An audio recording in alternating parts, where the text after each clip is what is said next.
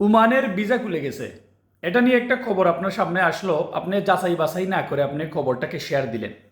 এই শেয়ারের মাধ্যমে যে কোনো একটা মানুষের কাছে চলে গেল এবং দেশ থেকে একজন, ওমানে থেকে একজন লোকের সাথে লেনদেন করে ফেললো ভিসা খুলতেছে খুলতেছে বইলা। তো এটার জন্য দায়ী কে হলো? আপনি হলেন না? অবশ্যই আপনি হলেন, হয়তো ইহকালে না, আপনি পরকালে অবশ্যই আপনি দায়ী থাকবেন।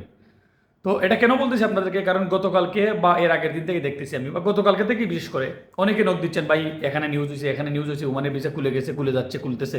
কে বলছে আপনাদেরকে?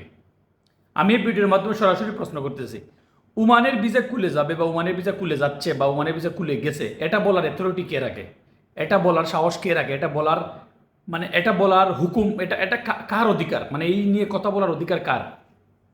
ওমানের ভিসাগুলো নিয়ে কথা বলবে ওমানের শ্রম মন্ত্রণালয়, ওমানের রয়্যাল ওমান পুলিশের থেকে বিজ্ঞাপন আসবে, বাংলাদেশ দূতাবাস কর্তৃপক্ষ থেকে একটা বিজ্ঞাপনের মাধ্যমে বা বিজ্ঞপ্তির মাধ্যমে সবাইকে জানানো হবে। এই তিনটা অপশন। এখান ছাড়া কারো মারিফতে আপনি আমি এখন বললাম হয়ে গেল, আমি হেলো ওমান চালাই, আমাকে অনেক মাঝে দেখে, আমাকে অনেক মাঝে চিনিয়ে ভালোবাসে, ফলোয়ার আমার হয়ে গেছে 2 লাখ 1 লাখ, এখন আমি বলছি যা তা সেটাই হয়ে যাবে কেন ভাই? এটা 2025 সাল, এটা ডিজিটাল একটা যুগ। এই যুগে আসলে রিউমার ছড়ানোর কোনো সুযোগ নেই। আপনি শুনছেন এক কান দিয়ে এক কান থেকে বাইর করবেন, করে নিজে যাচাই বাছাই করবেন, নিজে যাচাই বাছাই করবেন, সত্যতা জানবেন। যদি ভিসা খুলে সাথে সাথে সিস্টেমের মধ্যে এটা চলে আসবে, যদি কোনো আপডেট আসে সাথে সাথে সিস্টেমের মধ্যে এটা সব চলে আসবে। তো এগুলো নিয়ে আপনারা কেন বিভ্রান্ত হন? আর মানুষকে যারা নতুন করে আসতে অধীর আগ্রহী আছে, আমি বলতেছি না ওমান আসুক না আসুক, এটা আলাদা বিষয়।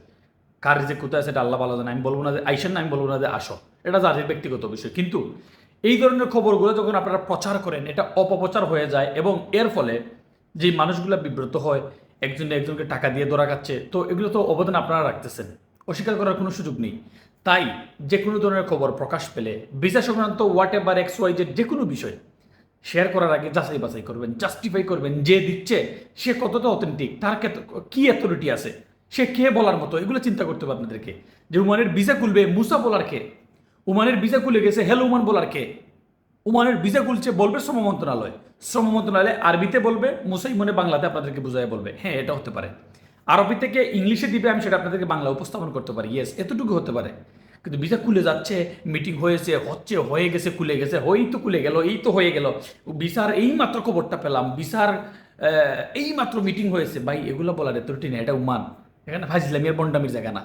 তো এগুলা শেয়ার করার আগে সাবধান, এগুলো দিয়ে মানুষকে বিব্রত করেন না, মানুষকে ক্ষতি করেন না।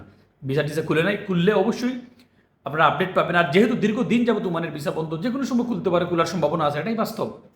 ধন্যবাদ।